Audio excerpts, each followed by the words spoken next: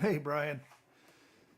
So if anybody's watching this on the pre-recorded version, you'll be able to skip ahead about a minute or so. We'll start right at 8 and it's 7:59 now. In the meantime, hazelnuts, huh? I live in Springfield, Oregon, which is kind of the hazelnut capital of the world, although we tend to call them filberts here.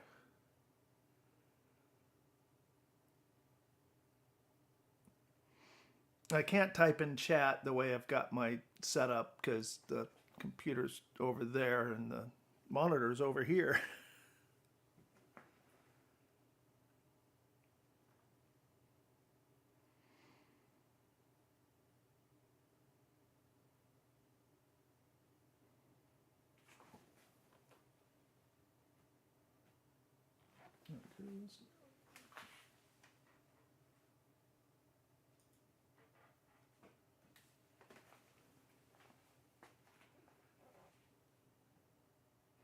All right, 8 o'clock. Let's get her going.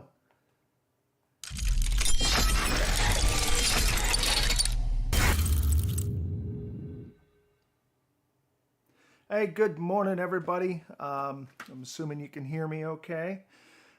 Today, I want to look at a bunch of I found a treasure trove of amazing service-related stuff. Some of this stuff you may recognize from the videos out at the shop when we were getting the stone collection brought in. And to Bernard, I drink to that. Coffee. For me, coffee is life. Even if I have to drink decaf sometimes, I'm still drinking coffee. So I got this bin of parts. We'll take a look at that in a little bit. I'm going to grab a couple of the book type things first. So, really cool stuff. I mean, I don't know about you guys. To me, this stuff is like treasures. And looking at this one here, the B model is the B12880, which is a rare machine that we found out there, and I'm going to be covering that a little bit more later. I'd show it to you, but it's sitting behind a screen from a video I'm working on. So these are all official service manuals, VIC-20 service manual, still wrapped in plastic. Cassette manual, Commodore 16, 1701, 1540 printers. The cool thing about these is I've always been a service guy, just service and repair.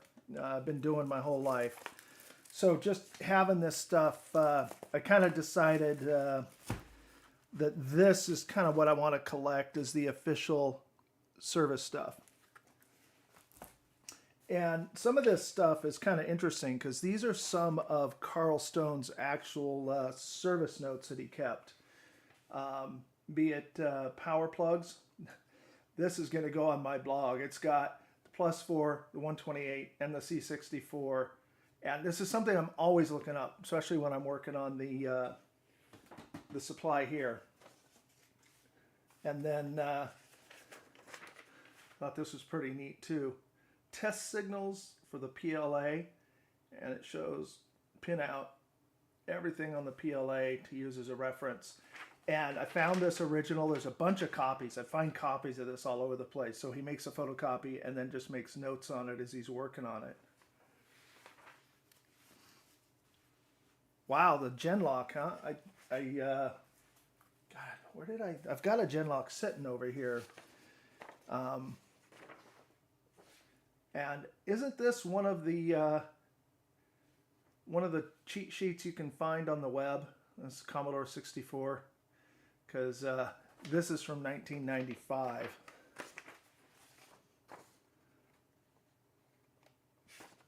A list from 1994 of all Commodore products. Thought that was kind of cool. 1541 diagnostic fixer. I'll have to see if this one's out there. Several of the things I'm going to show you guys today, I haven't looked through in detail, and some of them I'm told are very rare. And let me turn this light down a little bit. Kind of blowing this out. Some schematics.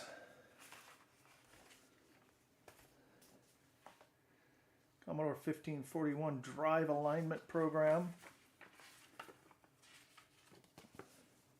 And then a bunch of SAMs. So Commodore 128, 1541, Commodore 64, +4. And oddly enough, sometimes the SAMs has got more information than the Commodore manual. The Commodore manuals sometimes are just schematics, which drives me nuts. A block diagram. +4, another Commodore 64 with some pages and printouts in it. Video port.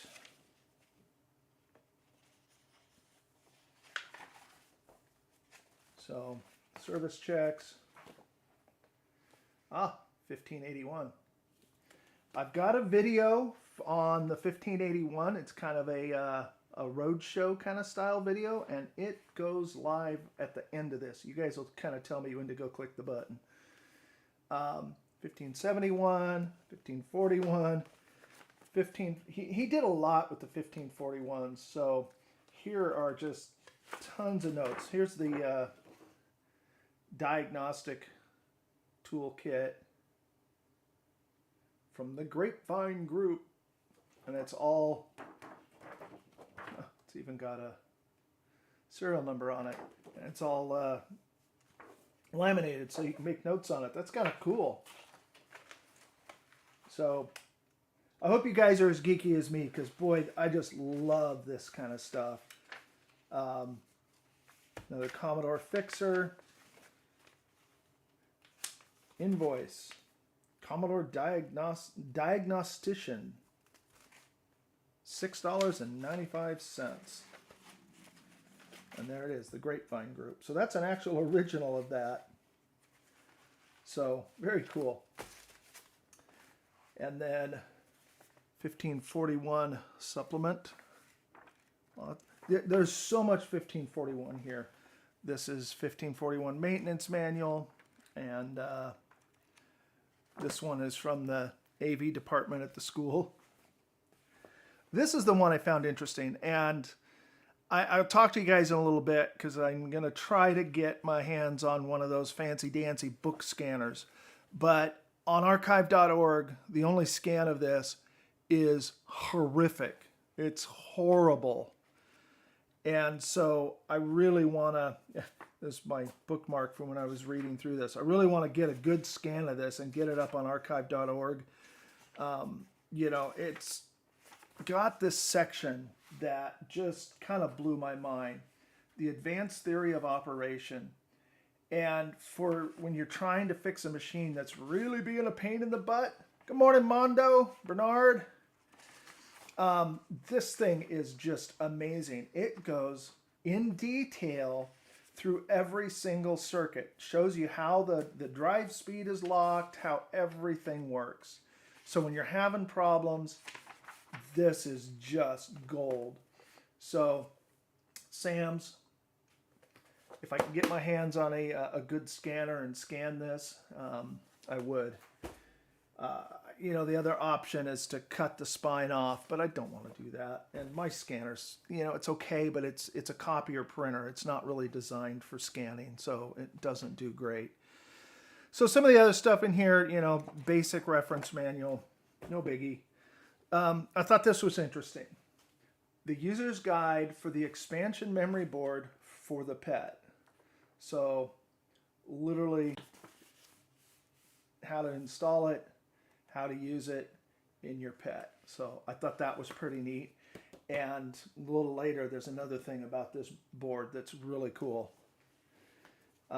Series 8000, Commodore Business User's Guide.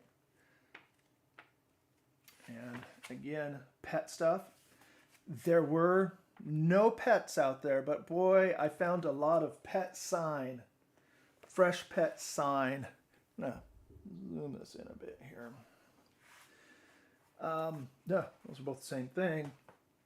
So this is the floppy drives for the dual drives. There were two 8050s out there, so like that one. So those are some of the just service manuals that I thought were really neat. And there's a couple things in here that need scanned and archived, but some of the stuff coming up is just amazing.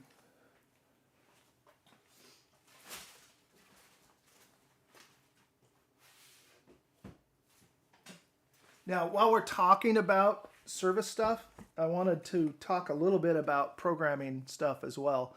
Back in the 83, I got my first Commodore 64, and next year I'm going to have a video about that. But one of the things I was doing, if you've seen some of my way earlier videos, I was working on an RPG. I had assembly language for running around on a map, going down in a dungeon, having a 3x3 square grid dungeon where you could only see what you could see from where you were, walls were blocking. And this is literally out of the Stone collection, my entire tool set from when I was making that game. Because I was an idiot, I was young. I went out and bought Hessmon as my assembler, because it said it has an assembler. Well, it doesn't. You can use mnemonics instead of hex, but it's still an assembler or a monitor. Programming the 6502 by Zax. I love this book. This was my Bible.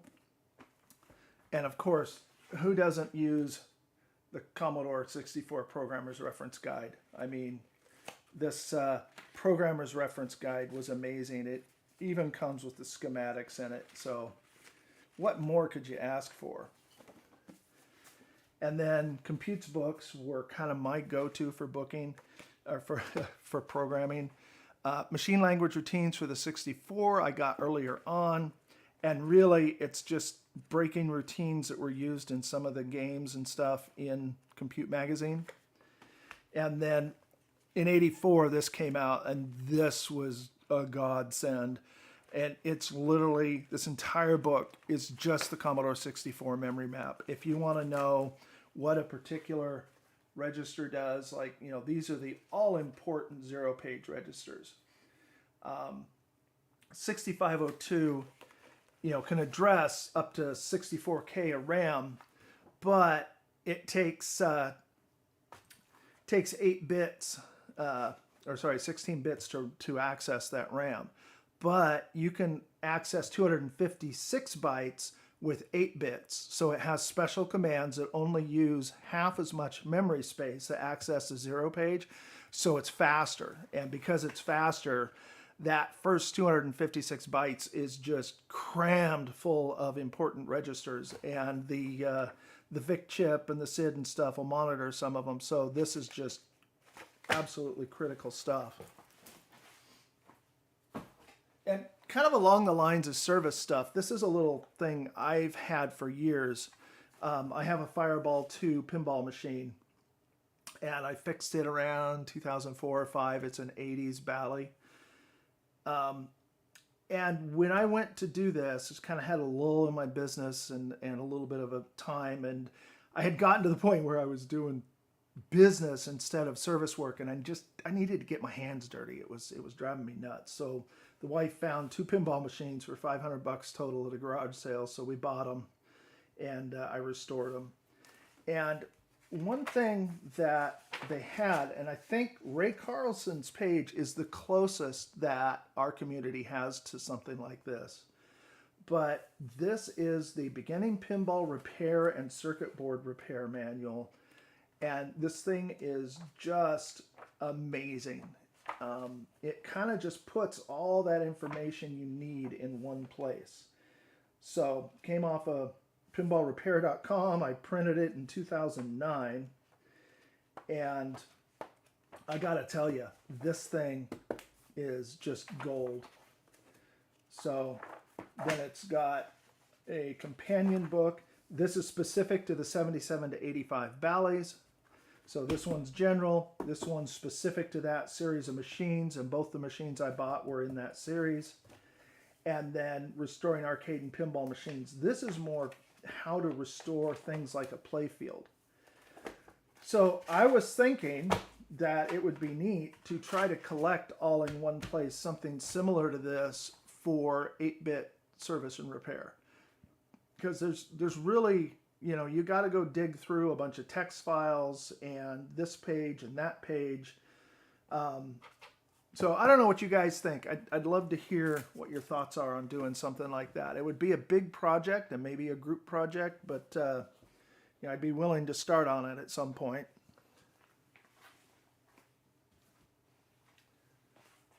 So now let's get into some of the golden bits.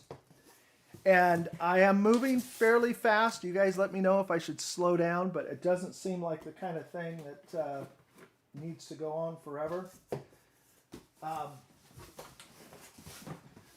But if we get through this stuff fast enough, I have another box of software we can take a look at. So these binders, and as you can see, they are really disgusting.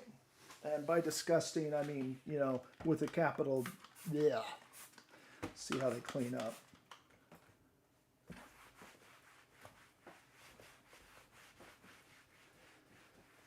Yeah, they'll clean up okay, but I want to probably just replace them. The vinyl's getting old and nasty. But these things are really cool. So what we have in this one is the Commodore technical manual for the 8032 PET. So I literally have an 8032 sitting over here that I got from Geek with Social Skills. Thank you, Mr. Geek with Social Skills, named Sean. And this service manual is in perfect condition. But as you can see, it is 99% schematics and parts lists. So there's really not any, what I think of as a service manual. There's nothing on how to disassemble the machine. There's nothing on how to test and diagnose things. But that's, you know, what we had. And I got to tell you what, nowadays, there are oscilloscope traces for different points. So I take that back. That's gold right there. So to people like Apple and John Deere and Samsung and everybody, right to repair. Let's get to where we can get this kind of information on modern stuff. The technical manual for the SP9000, the Super Pet. And from what I can tell, this is what the schools had a lot of, was the Super Pets. Just from the documentation and stuff that I found. So again, you know, these schematics don't look like they've ever even been opened and used. Every one of these manuals is brand new. So I'll need to check archive.org, see if there's high quality scans. If not, I'll have to scan these. You know, and some of this I could scan on my scanner, but I definitely have no capability anymore to scan 11 by 17 pages, which is unfortunate. So here, the 9060 and 9090. So that is a drive I am unfamiliar with. Oh, it's a hard disk. How cool is that? So the Commodore hard disk for the PET. Again, service manual, schematics. It looks like, this stuff looks like somebody at the school took it, stuck it in a binder, stuck it on a shelf, and never touched it. So it has a little bit discoloration on the edges because of the mold and the dust. But other than that, these things look gorgeous. And then I was happy to find this, the VIC-20 manual. And the reason is because the VIC-20 manual that I have, which I don't know if we looked at a second ago, but it's still double press. It's still original in the plastic. It's a little bit tearing loose there, but it's still sealed. So, you know, I don't want to unseal that. And then here is the technical manual for that memory card, the 64K memory card for the Super Pets. Back page is discolored, unfortunately. But other than that, it looks to be in excellent condition. So, How we guys doing in there? Everybody having a good time?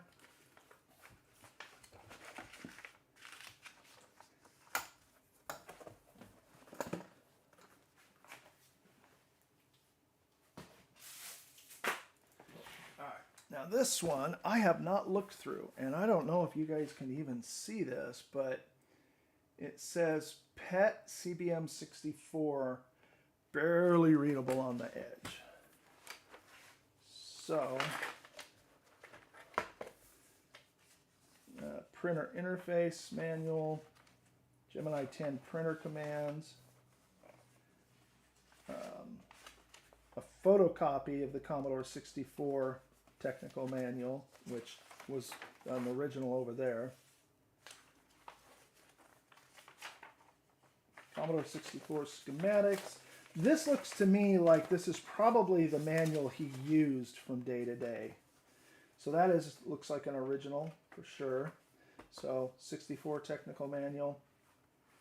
And these I'm not sure about. I was looking at them. The quality is terrible, but there are just tons and tons of notes in the middle of this pages.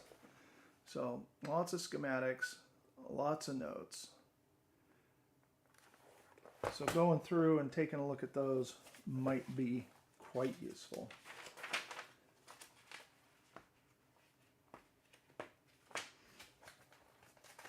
So next, I do have a couple more binders, but you know, we can only take so much paper at a time.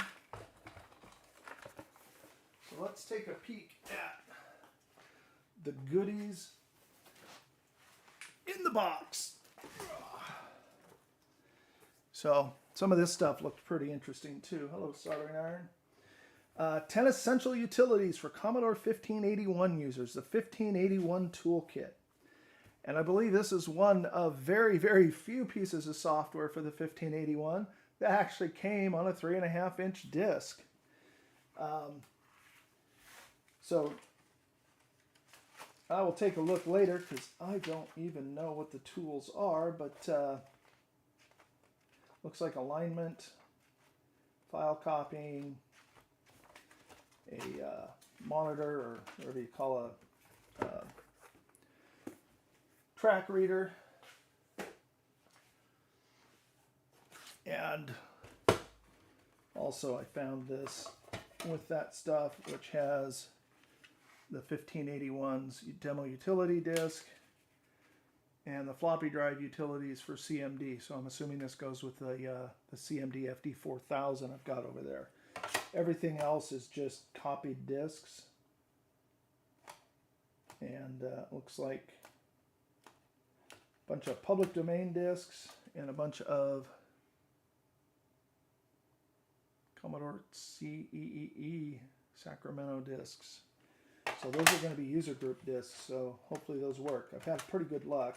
Oh, and then some load stars on 3.5.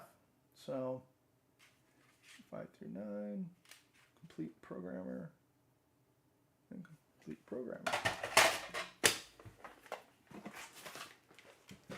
I found this yesterday, so I don't even know what's in it. So let's take a peek if it's junk. Last time I saw this was out at the Stone Collection, and I am going to need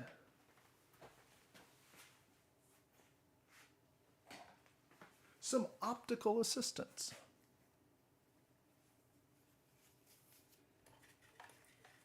Yeah, Lloyd, that is the plan. I do have a, to archive the discs, I do have a grease weasel.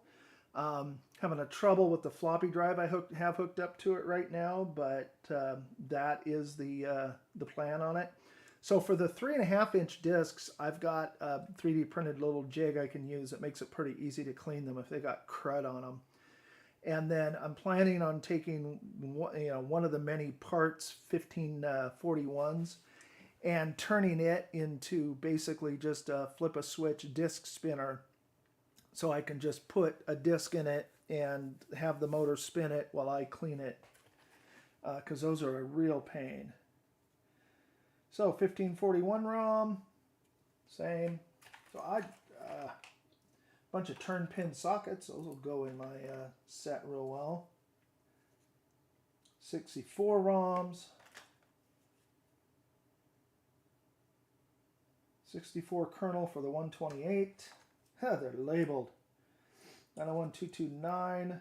901229. That number is familiar. I think I misquoted it last time I saw it, but that is the that is the 1541.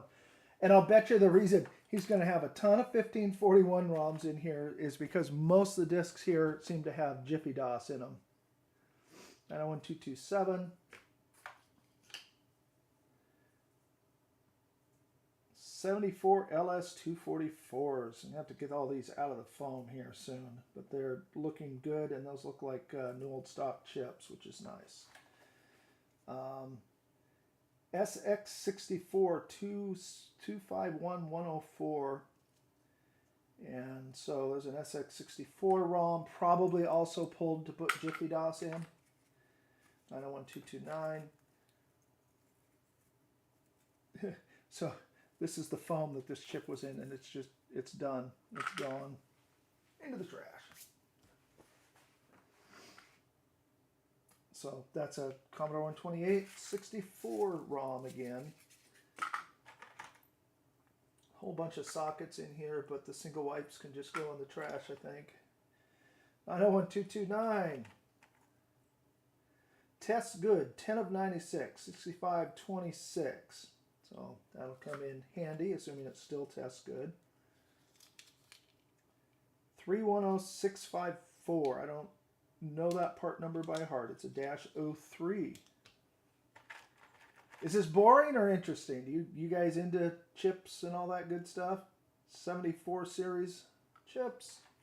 I'm hoping to find some other goodies in here. 1227, SX64 1541, Jiffy DOS 64 version 6. And there's some more Jiffy DOS stuff coming. Oh, wire wrap sockets. I used to love doing wire wrap. So, 8721, both 8721s. They look like they were in foam that's disintegrated, and they're kind of crusty now. SX64 kernel.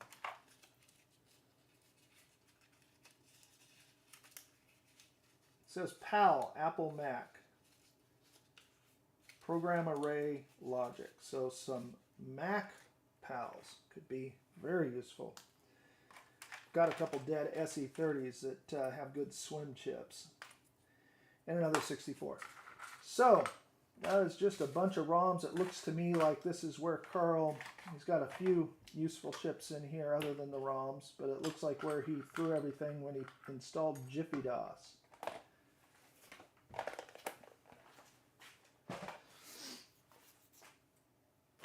And speaking of Jiffy DOS, I thought this was pretty cool. There is, I think I've shown this on a video before, but there is a Jiffy DOS completely uninstalled, including the 64 and the 1541 ROMs. And I did check them. They are indeed that. Now this, I need to figure out chip storage. I ran out of chip storage stuff really fast, and this has some crazy good stuff in it. So let me very carefully pull these out of here.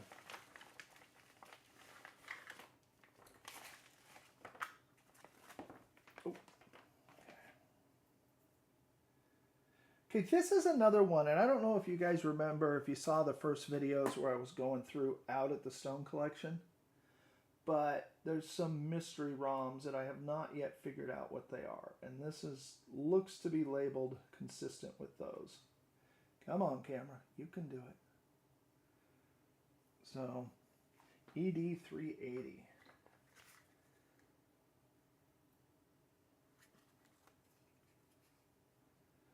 So, these are 6526, 1571 disk drive, or Commodore 64, $12.50 each. So,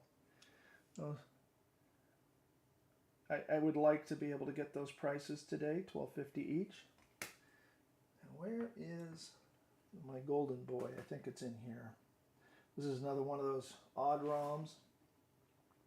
As the other thing I have to deal with is just unlabeled blank ROMs. This just has a gold label on it. I don't know why that camera's not focusing, but you get the idea. Just a gold blank label. I don't know if the type on it's worn off or what. But if I ever get my Retro Chip Tester Pro assembled and programmed, we'll find it out what it is. Commodore 64 kernel. Some of this stuff's in sad shape because of the phone. I kept this one this way just to show you guys what it does to them.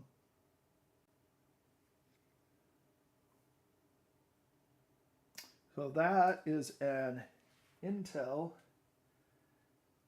8086.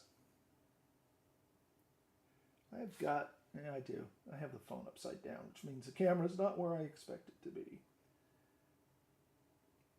And there is a Motorola. Yeah, I can't read it very well. It looks like a 6808.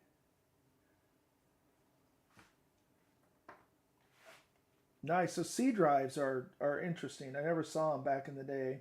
Here's a 6522 with no Control D. So that's not very useful. Multi-term 2. I'm assuming that's to put in the Commodore 128's socket. 1581 ROM, and because the video I have coming out today is on the 1581, I've been doing a lot of 1581 stuff. Then I've got 3 of them, and 2 of them have Jiffy DOS in it, so that's probably the ROM pulled when he installed Jiffy DOS. Here it is. 64 ROM, 128 ROM, and then this I think I've shown when I was doing the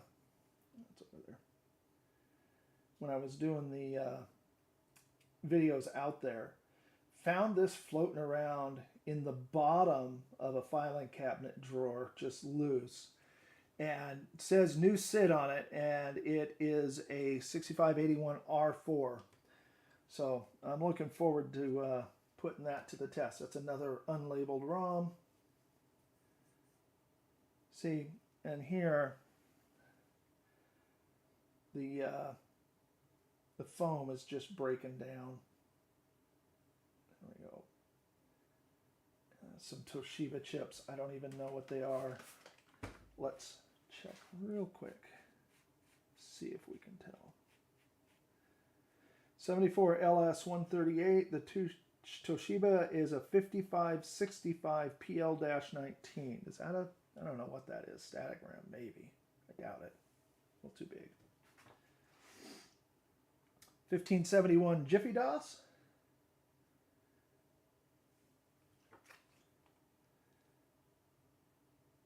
.310 654-03 again. Another piece of dying foam. So I believe this is another set of either Jiffy DOS ROMs that he's labeled or ROMs he pulled out installing Jiffy DOS. And I find it interesting that this particular kind of foam doesn't seem to break down the really open cell stuff.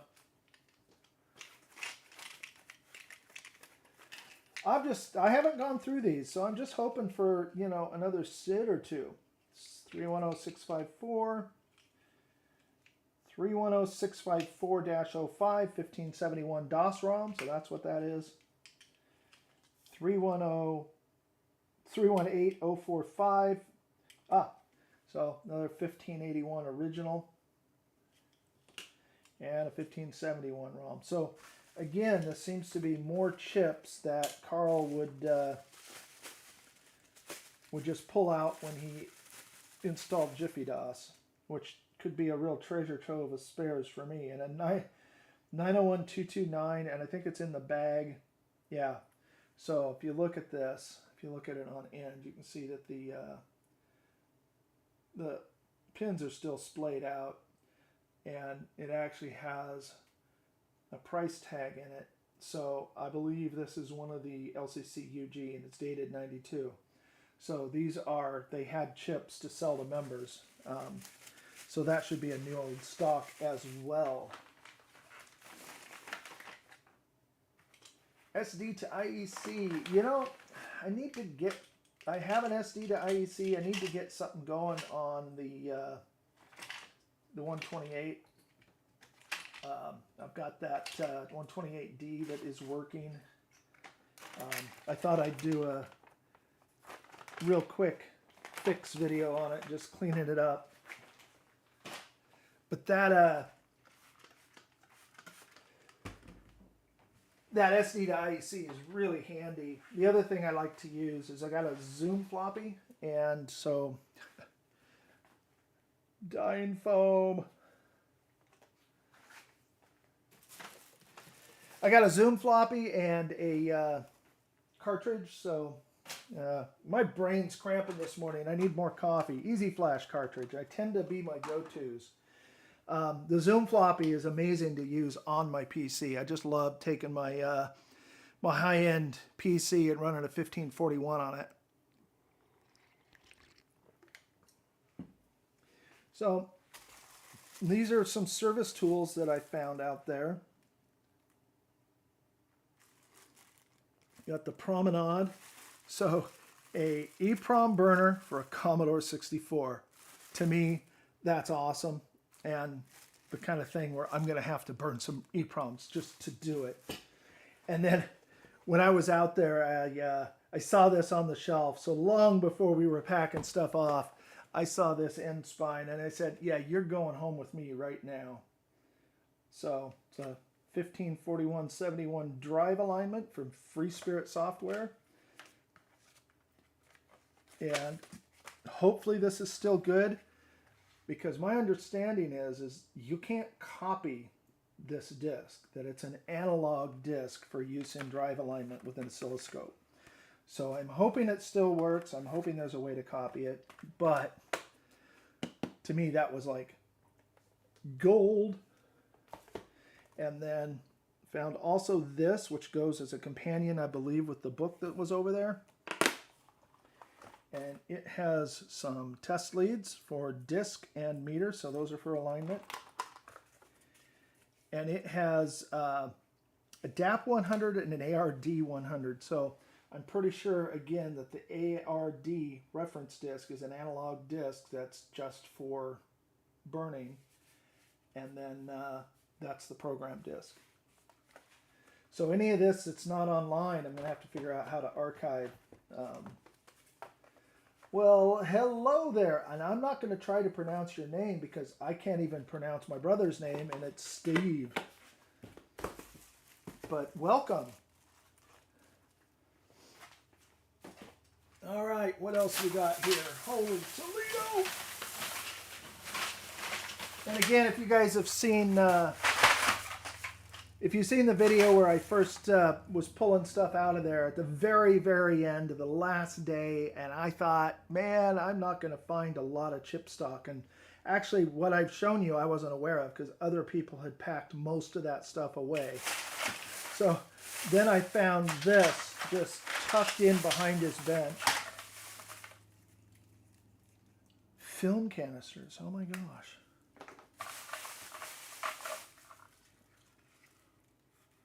And a printer interface.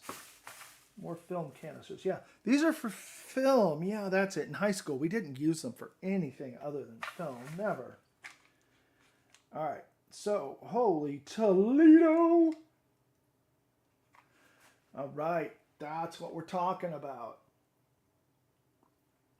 There. Come on, focus, phone. You're driving me nuts. SIDs.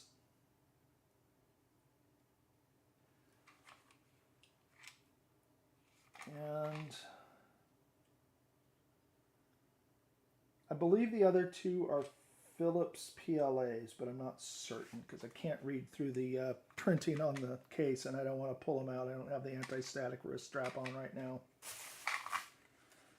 I'll run this through the ultrasonic cleaner and have another tube to put some of these chips into. So then double wipe sockets,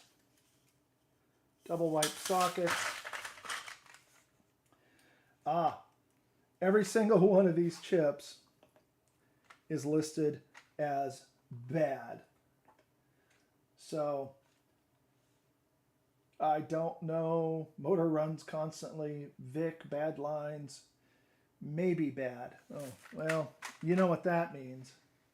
So when you stick this note on here, may be bad. Now I have to test all of them, right? And so it shall be. Double wipe sockets. Empty. Good. I've got a way to store some of this stuff. Those may be single wipe sockets. Yeah. An intact door for a monitor. I believe that's for the 1084.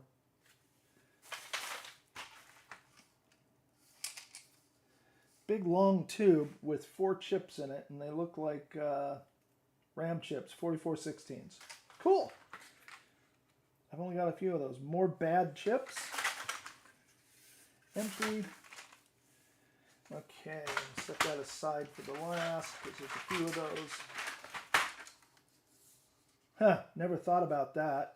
There's one way to terminate your tube. Screw it. With a screw. I don't know about you guys, but I cannot read that.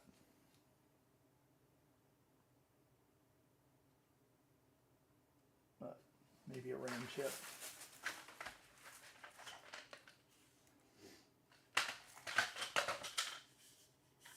These are double wipe sockets. I'm glad he bought double wipes. I can use those. Blank 27256 ROMs. Good thing because they're not labeled.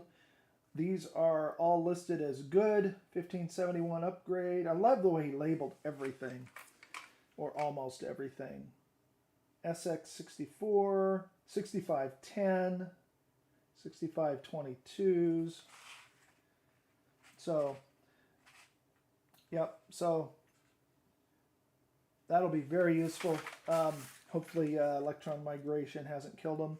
Turned pin, double wipe, and single wipe sockets, all in the same tube. And then these are all new old stock EEPROMs. So I'm assuming these are all the same thing, but the 2764s. Yeah, they're all, looks like all 2764s, so just a boatload of them. Hey, good morning, Sean. How you doing, geeky boy?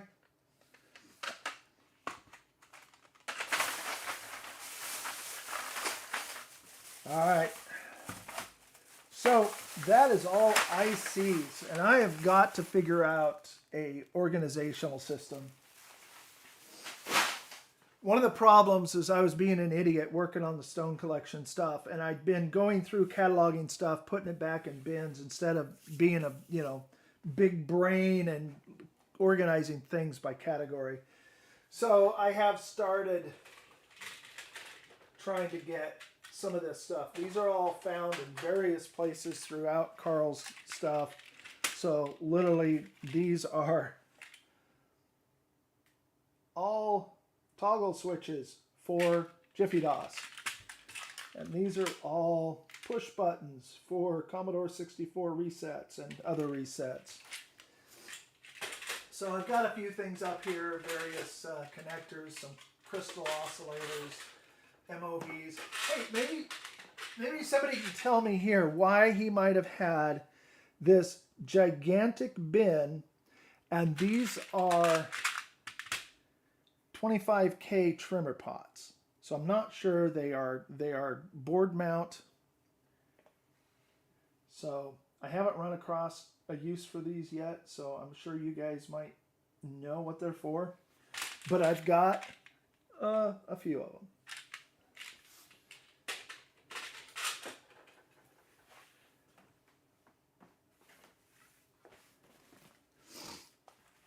Okay, this is just one of his handheld binders. I threw it in here just because I saw 1581. It says Fast Hack'em, 1581 Omega, Ultra, and RAM-DOS 128. So docks to Omega, nice dot matrix printed documents, basic 7 keywords, Ultra SEQ print. Ultra SEQ is SEQ, SEQ text file reader. So interesting. So that's an example of the kind of little binders he had put together, and every one of them has the same issue with just rusting out on the connectors. Anything that he had staple bound or bound like this, it's just rusting.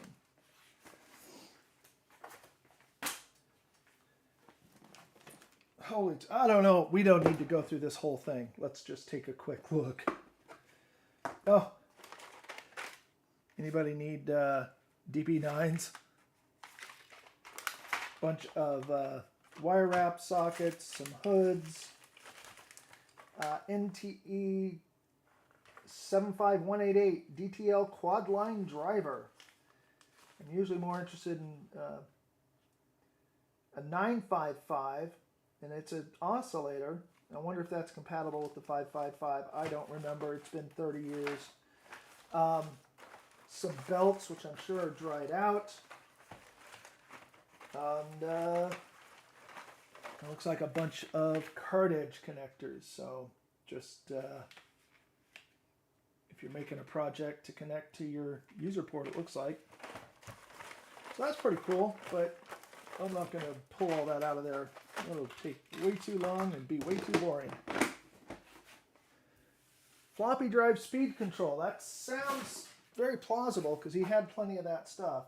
We're getting into some of the really obscure stuff here soon, and I'm really a little puzzled.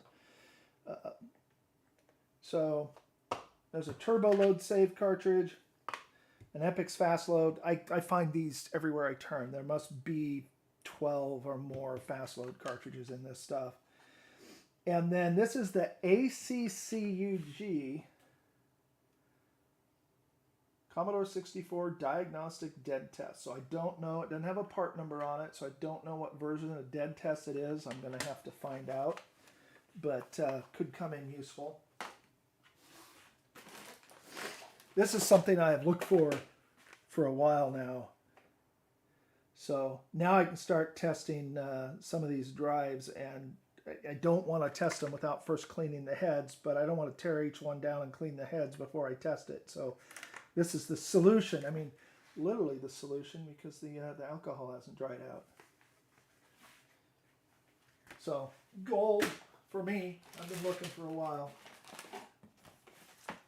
And then SuperCard Plus installation for the 1571. Karl, congratulations on your purchase of the SuperCard Plus. Have to hopefully find a SuperCard Plus somewhere. Super Tracker installation.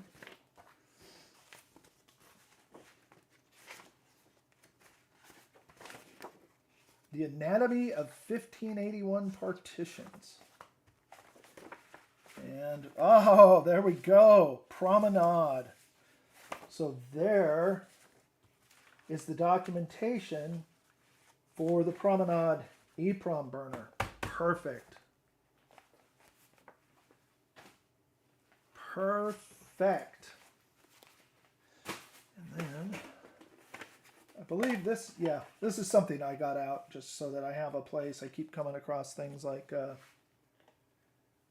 keep double hitting that button. Stuff like the test demo discs or the 1541, 1571. So I just needed a thing to go right here that I can put them in one place.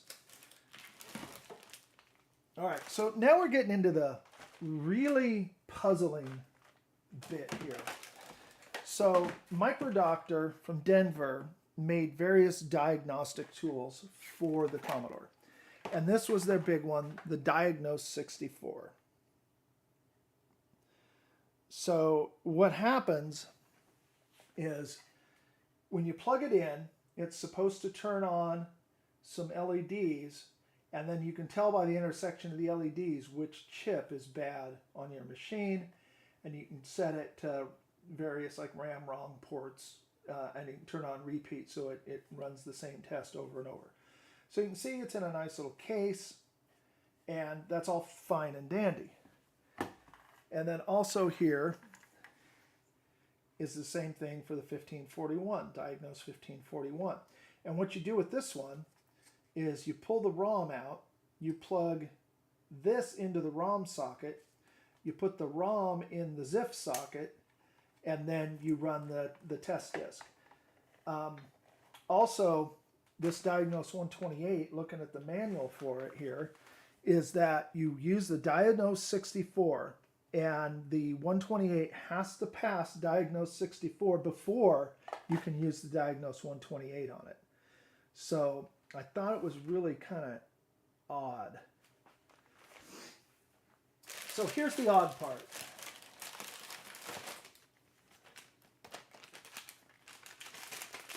Microdoctor. Okay, reset. Microdoctor. Okay, tests, speed resets okay. These are revision 2.2, dated 1987. I believe these are the Diagnose 128s. Microdoctor, yeah, 128. In this case, it's a little bit different than this. So these are different. So here's a Diagnose 128. And it has a 8255 and a ROM, and it's got the Dr. 128 ROM.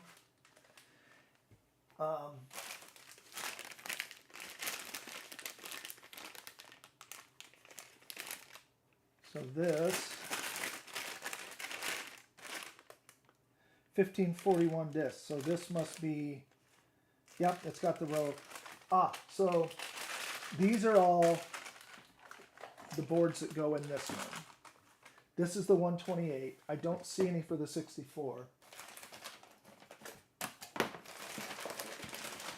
But they just keep coming, and I keep finding these. I have no idea, as I continue working on this stuff, how many of these things I'm going to find. 1541. There's a 64. So there's a Diagnose 64.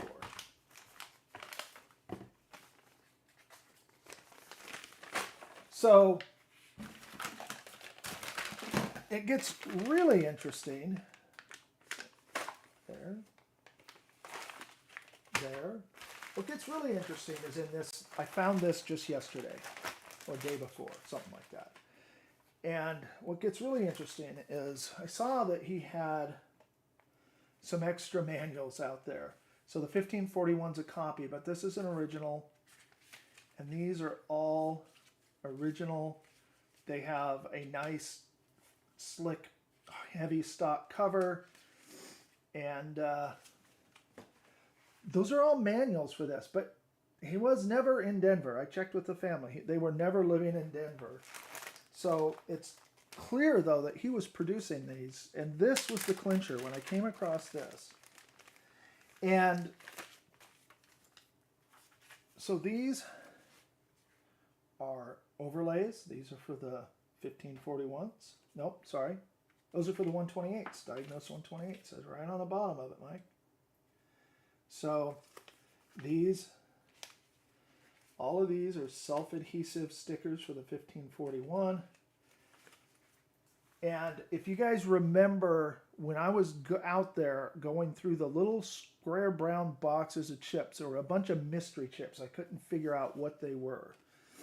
Well, I suspect, if I go back and look at those, because I haven't seen them since I was out there, these look like they may be the labels that were on them. So they may have been ROMs for these things. So literally, these are all multiple copies of a Diagnostic Cartridge addendum that goes with the 128. And notes, lots and lots of notes. Some of it written on calendar pads. So I don't know what he was doing with all this stuff, but I mean, clearly he was manufacturing them. And that, or he bought kits. I don't know if they sold kits.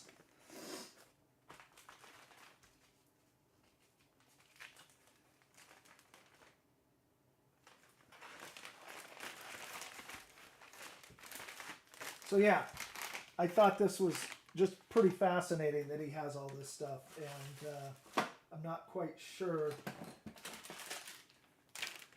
what to make of it. There's another Diagnose 64, so there's like 3 or 4 of those.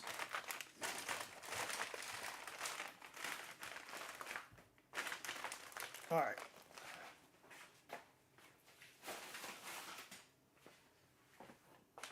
The pile must be removed. Move along, move along. Nothing to see here. Oh, crud.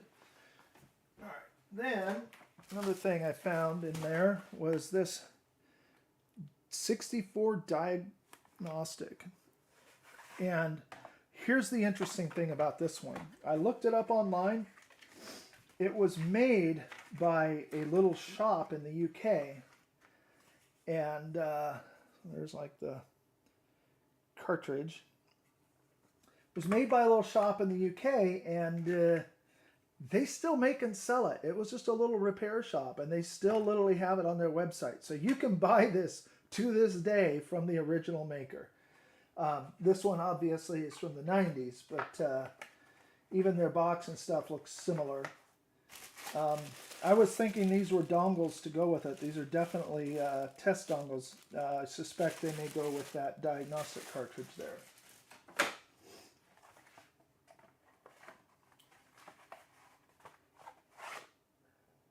Oh no, sorry. Thank you for that too. That's very cool.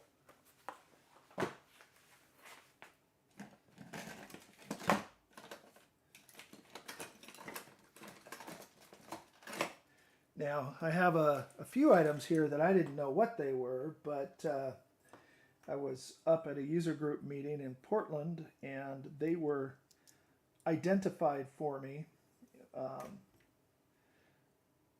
So this is a video RAM expansion for the Commodore 128 and 128 mode. And then these are memory expansions, I believe, for the 1541. So, and if it's wrong, you can blame Adrian, because he's the one who told me that's what they are. So, hopefully, this is a boost ROM, and it's badly mangled from however it was stored, but some of the pins are bent. This. So, Mr. Geek with Social Skills, you mentioned drive speed adjustment. There is a new, in the package, although the dial's sticking through the cellophane, 1541 speed control, a Maverick accessory. So, I thought that was pretty cool. If you're doing speed on your Commodore. And then mystery items. I have no idea what this is. Maybe one of you can tell me. And then a couple of cartridges that I will have to plug in at some point to find out what they are.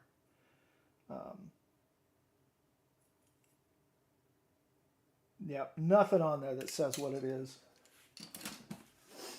And then finally out of that box, this is a 1541 and a Commodore 64 Jiffy DOS ROMs. So,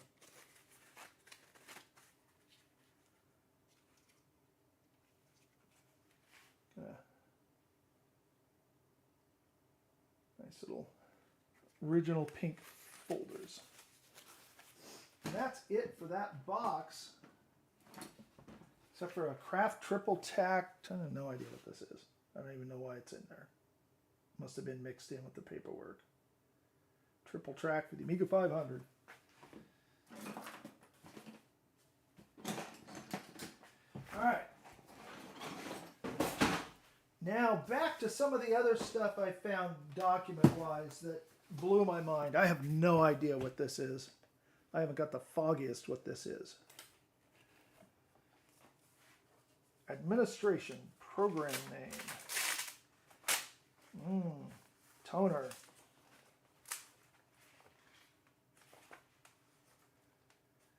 All right, so this looks to be like a printout of directories from probably, I'm going to guess, like these are Gazette, April 87. So these are directories of various discs. Gazette, A lot of Gazette discs. TPUG. There are so many user group stuff in here. So many different user groups. I'm just trying to collect them all together for scanning. Karl liked printouts. And then this, I know what's in here. So this is MECC, Minnesota Educational Computing Consortium. That name was really familiar, but my brain failed me. I had to look it up. And they're who made Oregon Trail, which I'm literally exactly where people were going on the Oregon Trail. Where they were trying to get to is my house. And my nephew, when he plays it on the Mac SE30, literally it's trying to get home. Coffee. So here is their program for using the Commodore 64 in the classroom. And their program for using the Apple IIe in the classroom. Sorry, the Apple II. So literally teacher's guides on how to do that. And this is copyrighted 1982, latest printing 83. So that's back when I was in high school in the computer club with Apple IIs, and this is November of 83. So I thought that was really neat. But the thing that really caught my eye, saved it for last, and I have not gone through it, so I may be Geraldo Rivera about to bust through a wall, but we'll find out, is this.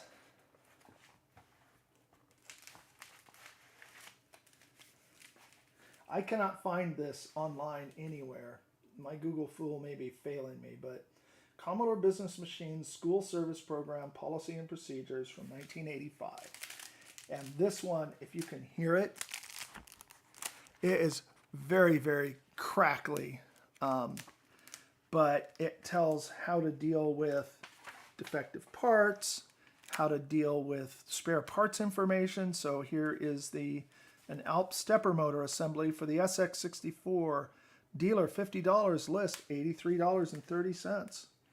So this one here looks like the price list. I had not taken it out of the binder because I wanted it to save it for you to savor with me.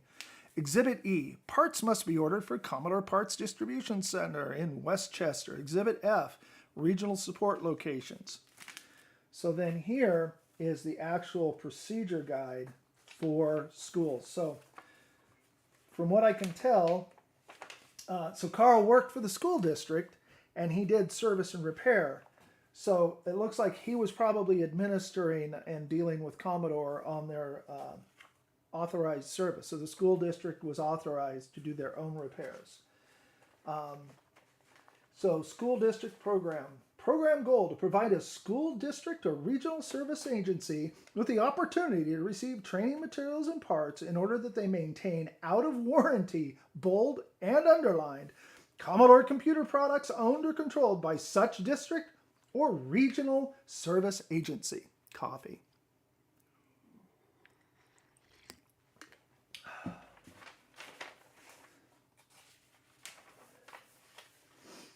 It might be thermal transfer, but the old copiers do that as well. The toner tends to bind back to other toner. So it could be either, but thermal transfer in the early 80s, I don't know how much schools were using that. It was kind of expensive. And these definitely look photocopied. So this list, it looks like all of the program requirements, terms of sale, parts warranty, provides a 90-day warranty on all parts sold to the district.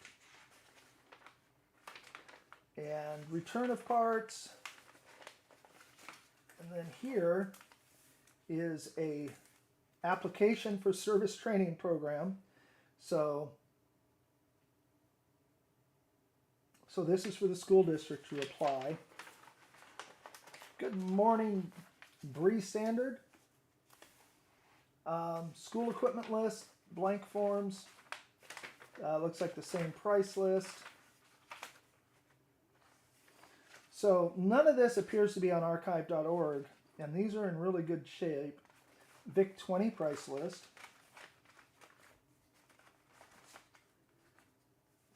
Oh, no wonder this binder's been acting really weird, and they've got one of these in the middle of it. Excuse me. VIC-20 price list with a list of items and no prices. Oh, the prices are on the back. For sharper color resolution on Commodore, type POKE 53280,0, 53281,0, and then Control 2. Run, stop, restore, or shut off to return to default blue on blue, or the Apple II monitor. And then this is color information. All right, so what's the rest of this? Big Bird special delivery. Set up your computer. How to play. Okay, so this is like interesting. So when I just kind of opened a few random pages in here, this is one of the ones I came to. And this is interesting because it is a Commodore official update from September 0245. And it's regarding the 2001 and 3000 Model B and Model N PET computers. And basically what it's saying is that the manual refers to keys that don't exist if you have a Model N, but don't worry, on the Model B they don't do anything. And those keys are escape, repeat, and tab. And this is clearly an original, so I assume this is what became the service notes. Then Bill Crouch, microcomputer consultant from Eugene. And it's got a list of PET guidelines, PET word processing outline. It's from 1981. Preparing a disk, aborting operations, disk directory. This could be really useful. So, a whole bunch of how to do things on the PET in a nice, concise deal. Commodore, another market development. Dealer 8306 from February 1983, ground wire on dataset, model 1530. And this is another one of the ones I randomly turned to. So apparently with this, it's just saying that on the PET and the B computers, there's a ground wire on the dataset cable that you connect. On the Commodore 64, you don't need it. It says to wrap the wire around the cable as shown and fasten with tape or rubber band. And then Karl, Thomas says the best idea is just cut it off. And we all know a lot of those have been cut off. They won't work on my PET anymore, though. Anything that can go wrong will go wrong. Murphy's Law, microcomputer maintenance. So here is some kind of a book. It doesn't say who by or typed up on how to maintain your microcomputer. Preventive maintenance for the school district in 83. A list of chips. Dealer price list.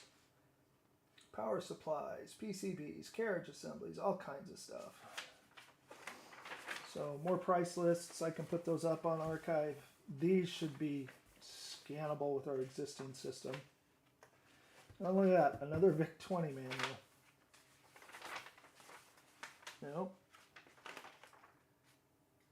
So the cover of a VIC-20 manual is a header, but these are more service notes. So June 6, 83, there's been some changes in the power supplies on our VIC and 64, but notably the new VIC-20 has the same 7-pin power supply as a 64. So it just kind of outlines the earlier and later VICs. And then here, VIC typewriter, easy mail patch, diagnostic cartridge, how to hook it up.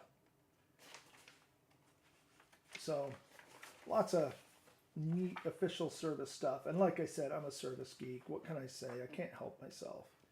So that is the service manual.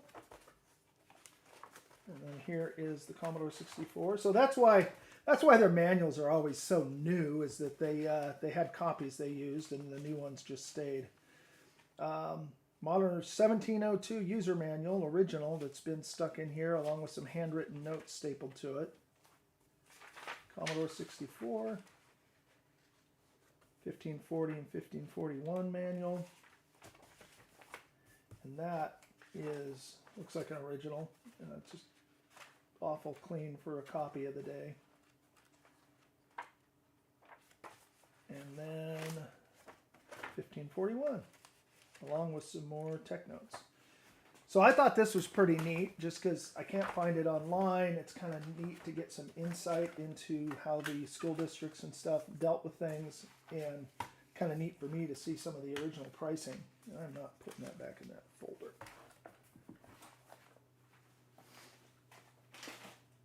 What a pile. All right, and that,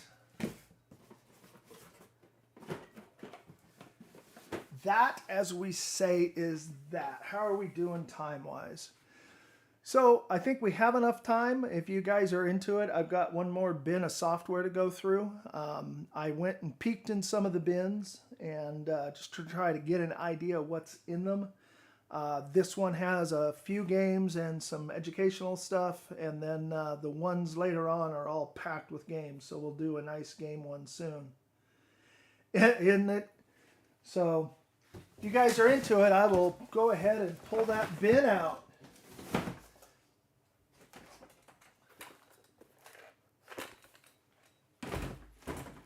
Because it's heavy. Ah. My back.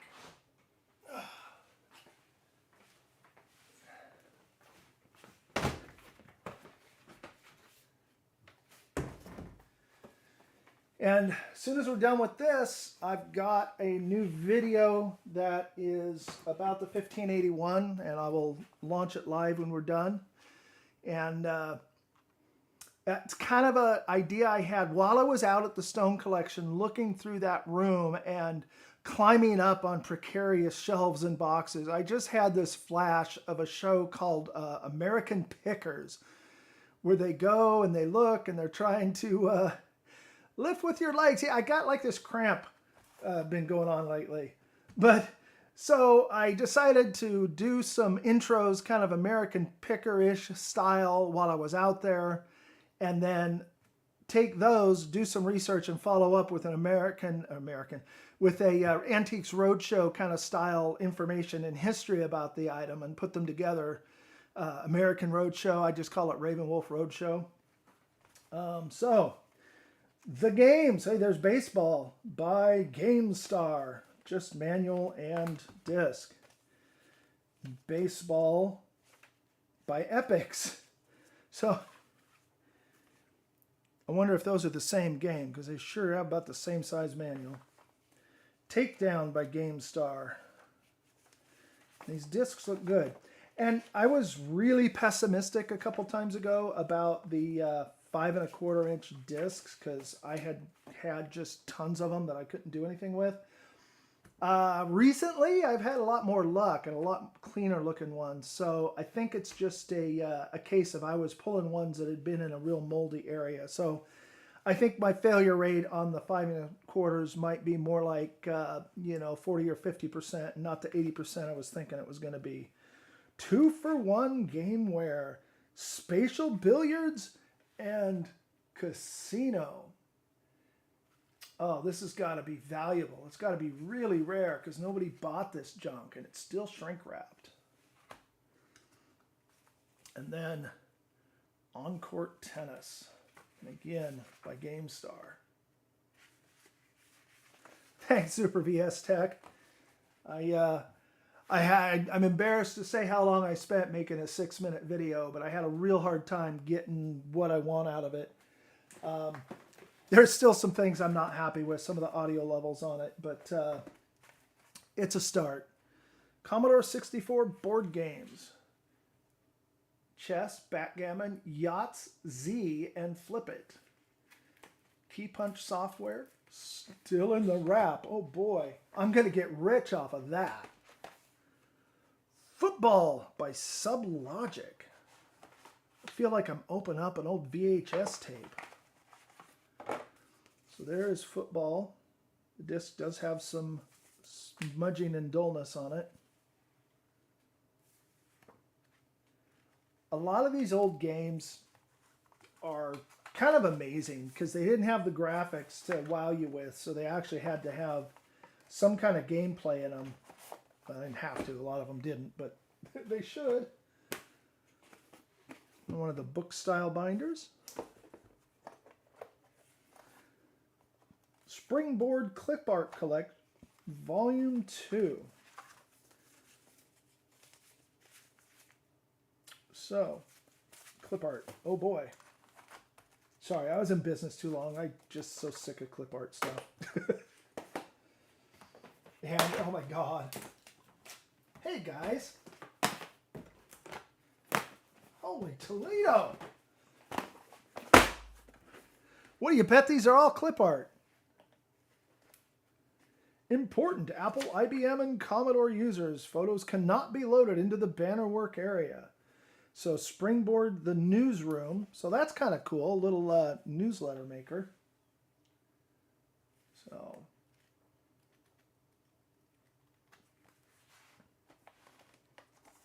And original discs are in there. I kind of like it when the original discs are on the bottom because it means that they were protected from grime and stuff.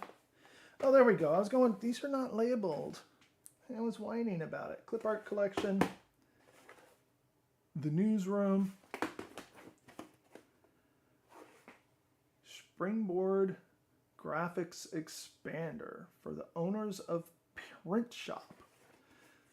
Okay, Print Shop was cool. I used that a lot. So, looks like a bunch of graphics for Print Shop. Huh, that's neat. So this one is still shrink wrapped. And $19.95, $40 probably today. I won't open it, but oh, it's the same thing. Clip art collection, assuming it's the same one. Volume 1, yep. That other one was Volume 2. Here's Volume 3. Got a theme going here, certificate maker. And certificate library. So I'm sure this is stuff that the schools used quite a bit, but ooh, 64 after.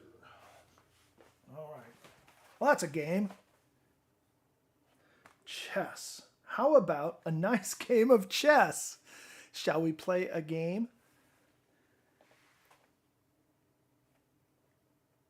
So I wonder if this comes with a global thermonuclear war as a bonus. That would be cool. So I'm sorry. I'm a geek. I liked Battle Chess. That was such a cool game. The thing blew my mind. We used to play and we used to lose pieces just to see what the different things are. So comes with a guide on how you play chess. How do you play chess? Nice thick manual and a disc. So it looks like it's all there. That's nice.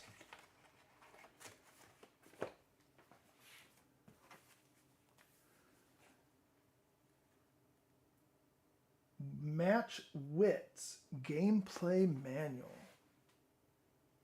Sorry, I was processing.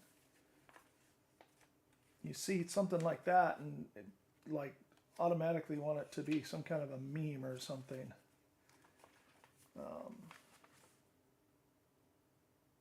How about a nice game of chess?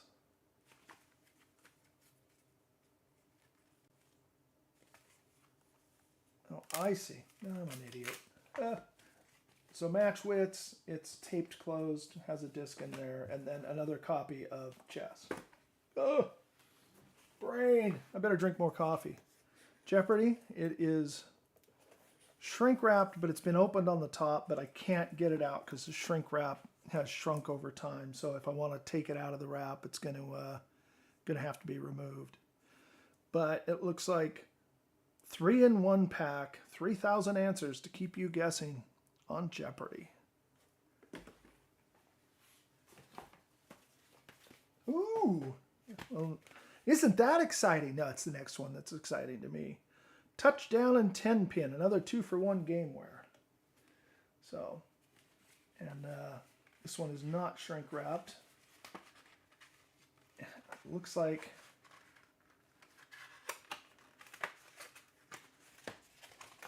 what the heck kind of packaging is this garbage? Ugh.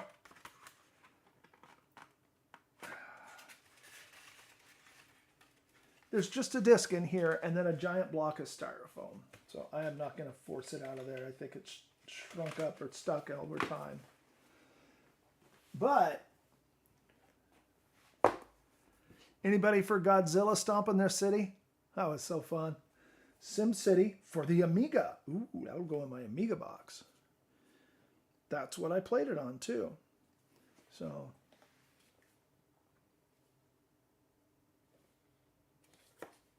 it was such a great game. And it looks like it needs some cleaning up for sure. Oh yeah, it's kind of nasty.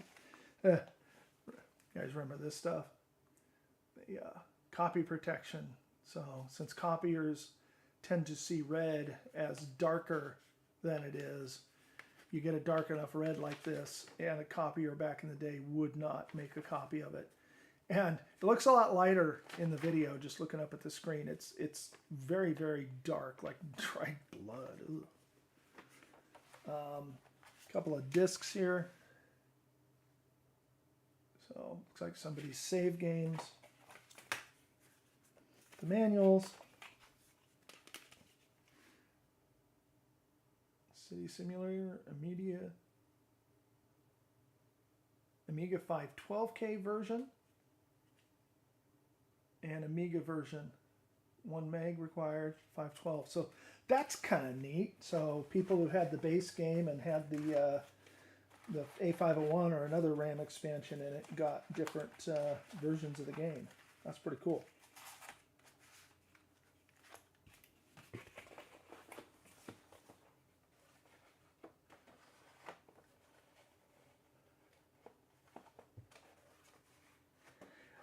You mean turning them sideways, Super VS Tech? That is a habit I tend to have. If you have a game in a binder, I'll put this on my desk. If you have a game in a binder with the rings, I always turn them so the top was to the side and push it as far over as I can because the discs would get pinched in the rings. So I just have this habit of turning my games and discs sideways.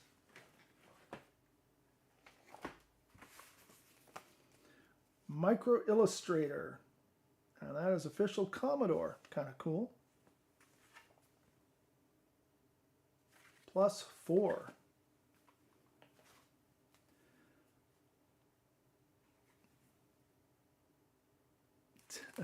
Turn your TV into a canvas with text sketch for the Commodore 64. Hess Graphics Basic.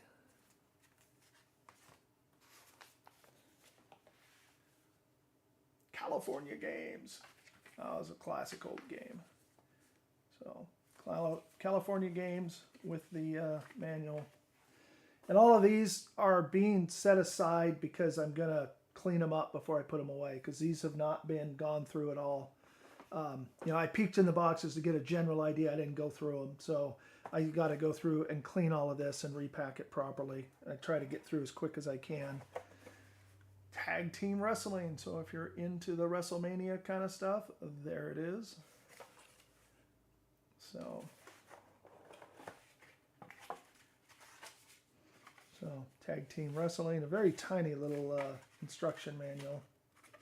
And then the disc. Put it vertical. There you go. And then Koala printer.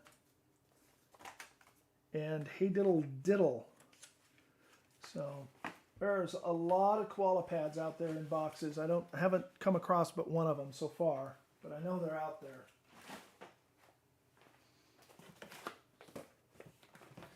All right, so WordWriter 128. There are so many of these. I actually used this on my 128 back in the day, and there's a ton of these. and Printmaster Plus for the 64 and pretty neat. I don't know if I need to open all those up though. Scream at me if I'm wrong about that. Another one of these key punch software things, still wrapped. Commodore 64 and 128, Sport Spectacular, 3 games, 3 programs.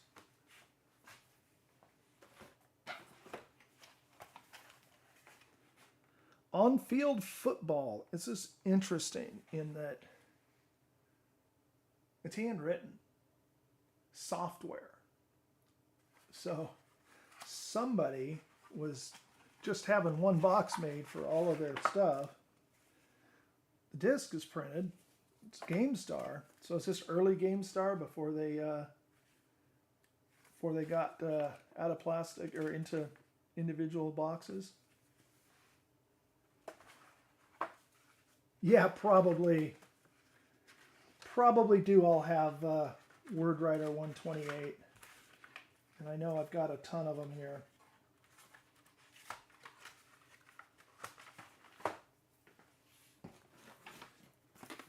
But do we have Data Manager 128? It's a report writer. Wow, that is grungy.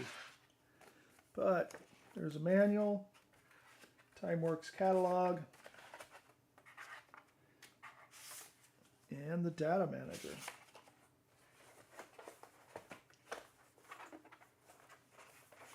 This thing is crusty. And for the low price of $19.95. $19.95. Call it collect, call it direct, but call it today. Printmaster Plus was better than Print Shop. I don't remember. I honestly don't remember. All right, Mini Putt by Accolade. See, I stuck those over there so you couldn't see them. I had the wrong camera on. So, Mini Putt.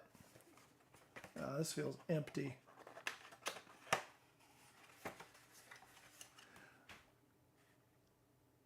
Just because of the way they package it. So, literally just a little disc and a manual down in there. Not much to it. Could have done that with a plastic bag, honestly. Leaderboard triple pack. Didn't we come across this one earlier? I don't know. I am not into golf games, real or world class leaderboard. More golf.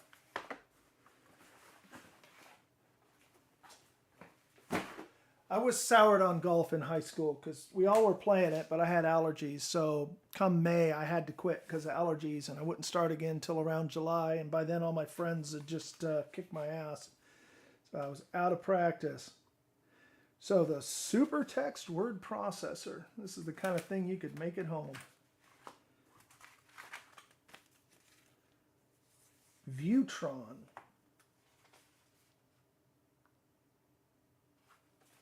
Viewtron for the Commodore 64. I have no idea what it is, and I'm not going to spend forever trying to figure it out while you guys are sitting there. Oh my God. Oh, yes. This is the only computer game that my mother was ever addicted to. She absolutely loved this pinball machine on my 64, and she would play it to death. In fact, when I went in the Army, I think my 64 stayed with her for a while so she could keep playing it. And then it went on to my sister, who took care of it for me. So to have an original of Night Mission Pinball is awesome. This needs a sleeve, and there it is. So, the adjustment manual, got to adjust your tilt mechanism, right? And the instructions, oh, that is just awesome. I might have to take a 64 up to my mom sometime and set it up for her to play this. Heck, what a crummy little insert. In fact, I still have the other game she liked. There were 2 pinball, but basically This was the one she played the most. The other was David's Midnight Magic. Hess Games. Cool. Okay, so there's a few games in here, it looks like, and a whole bunch of educational stuff. So let's get the educational stuff out of the way first. We'll go through these quick. Spelling Tutor by Midwest Software. TriMath for the Commodore 64.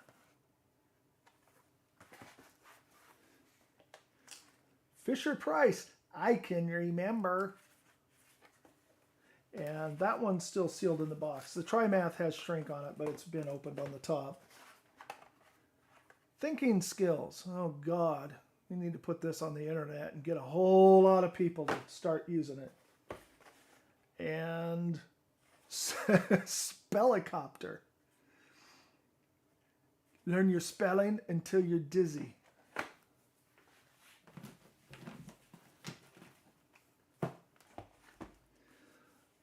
Muppet Learning Keys. Hey, Kermit the Frog. Story Machine. It's got a Toys R Us tag on it. Hello. There we go. $4.97. I bought a lot of hardware at Toys R Us. It's kind of funny. They were the cheapest place to get a lot of your stuff. Math Blaster. That is heavy, but I think it's mostly just the binder. Home version of Matchmaker Grammar. And Spelling Bee. Spelling Bee. Get it?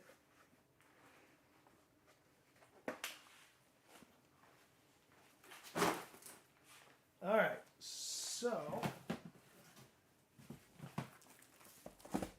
SAT Math, SAT English, SAT Score Improvement, another SAT Score Improvement. So this is reading comprehension, vocabulary, math word problems,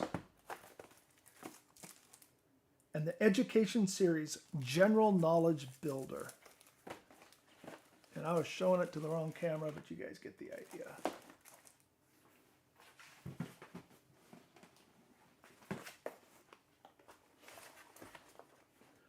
HomeWord Personal Word Processor.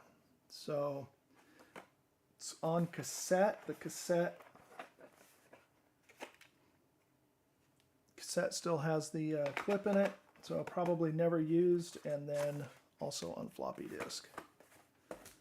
Strategies of Excellence, Behavioral Engineering. Letterman for the Commodore 64. Easy lesson and easy quiz. Commodore. How to get better grades at any age. A+ diskettes. Grade Calc Dealer Demo. That's interesting. So the grade calculator had a dealer demo version. So that's what you needed if you wanted to do the change of grades thing. And are we back to, shall we play a game again? SAT, Math and English. Lots of SAT stuff there. All right, let's see. Looks like a lot of Spinnaker. So Musicware Song Builder. Kawasaki Synthesizer, a 2-disc set. That's interesting. This looks barely used. Kawasaki Rhythm Rocker, Sight and Sound, also for the Commodore 64. These look like they may have never been used. They're open, but Kid Rider, that's Spinnaker, yep, and Kid Rider. All right, getting towards the end here. Like I said, I'm just trying to save the best for last since I can see what's in there. Football by GameStar, another one. Musicware Soundmaker, Musicware Soundmaker, and Musicware Song Printer.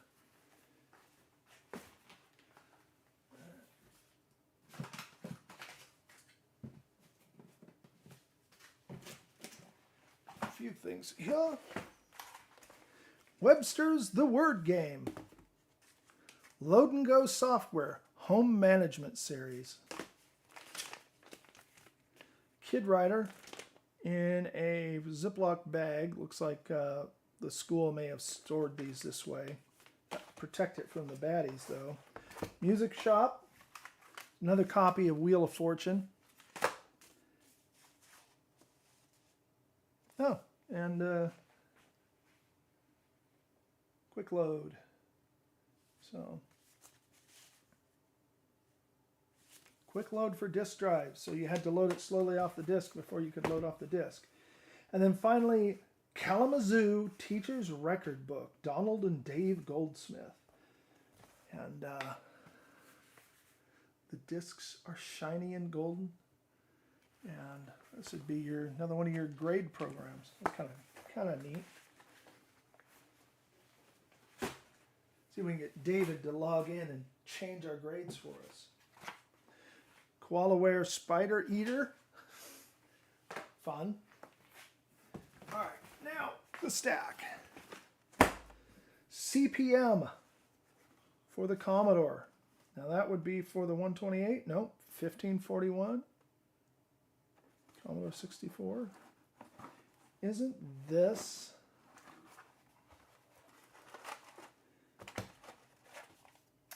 Okay, yes, this is. So this is cool. So this is the reason that the Commodore 128 had a Z80 in it, and also the reason why the Commodore 128's ass was saved. And if you haven't read Into the Storm by Bill Hurd, it's a great book, and it's got a ton of stories. And one of them is about how they would be constantly, while they were working on the 128, they'd be plugging cartridges in and make sure they worked. But there was something done with the CPM cartridge that was not proper spec-wise, and they could never get it to work. So he decided that, you know what, if we can't get this one cartridge to work, and they said we need to be 100%, we'll just throw a Z80 processor into the machine and use that to have its own CPM. So the 128 has its own version of CPM, so you don't need this. And then later on in the design of the 128, they had a problem with startup where the machine would not start up properly and you couldn't get between modes on about 20% of them. But they were able to set it so that the Z80 would boot and it would select the mode and start the machine up. And if they didn't have the Z80 in there, they would have been hosed. So, CPM cartridge, CPM disc, user guide, definitely something that goes into my collection.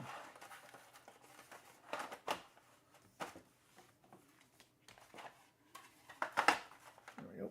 That's got to go in just one way. Cool. I think that's neat seeing things like that and being able to see the history.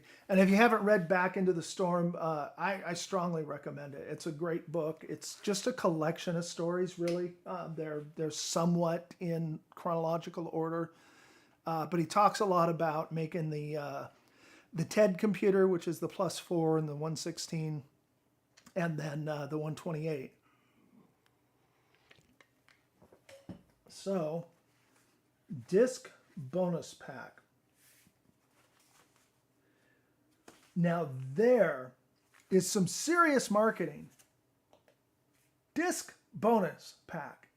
There is nothing here that tells you anything about what it really is. Farm productivity, wheat, corn, potatoes. And the manual there. So that's kind of odd. Ooh, this is mine. Mine. Commodore 64 assembler development system. That is so cool. Try Micro. We got the Commodore one. Oh, it's free.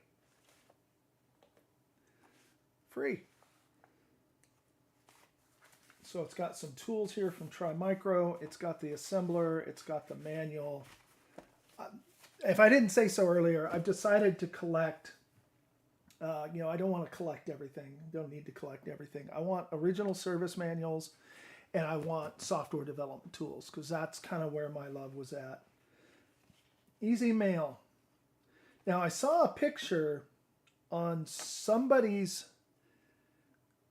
named Sean at Geek with Social Skills, and it was a picture of himself, and he had, I think it was one of these or a similar package sitting on his desk. Couldn't tell exactly what it was. History, the Commodore Public Domain System series. The Word Machine and Name Machine software. English 1. No, it was English 3, wasn't it?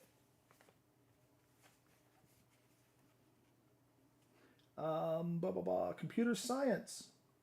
Max 84-1016. Get that back into its home. Science 1, and this one is still sealed. It's a little bit, as that shrinks down, it's getting distorted, so, but the disc seems to be okay. And then still sealed Science 2, Science 3, oh, go figure, Science 4. So those are all still sealed in their shrink wrap.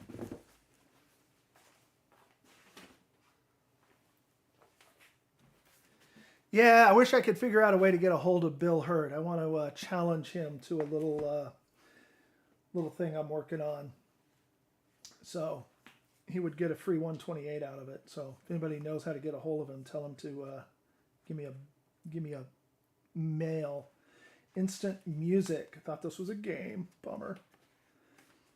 But some of these are cool. I remember on the Apple II in high school doing a whole bunch of Beatles songs where you keyed in basically the notes and then it would play it. Nothing like turning in your homework and it's Maxwell's Silver Hammer. Hacker. Oh, there's a cool old game. That was a fun game. I think you could win like a trip to England or something with it. The manual lists the games. There you go. Hacker. And does not appear to have any kind of manual. It is literally a folder with a disc in it. Oh, hey, look at that. Is there a disc? I used Dissector a lot back in the day, and I think it was a little bit of, I don't know what you call it, irony or whatever, that we used a copy of Dissector to copy stuff. We even had our battle bots, brain. I need a brain. Anyway, we had a song about it, but I'm not singing it. I'm too hoarse. Oh, Bill Budge's Pinball Construction Set. Ah, I remember playing that. That's pretty neat. Maybe we need a RavenWolf Retro Tech. No, never mind. Stop me. Stop me now. I need coffee. That would be awesome. You know what it's about since you're one of the people involved. So I would love to see if he'd be willing to do that. We've got a couple of people doing it. It's a surprise for the holiday season. It's only rock and roll. That's like the unroll is just like an afterthought. I'm sorry. Free cassette with purchase. There is no cassette in here, and it is open. Turtle Graphics 2. Synth Sound 64. Me and my camera, sorry. My pile's getting too tall.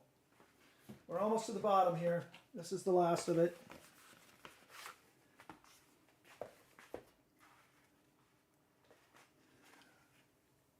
Just doesn't work for me. Jingle disc, jingle.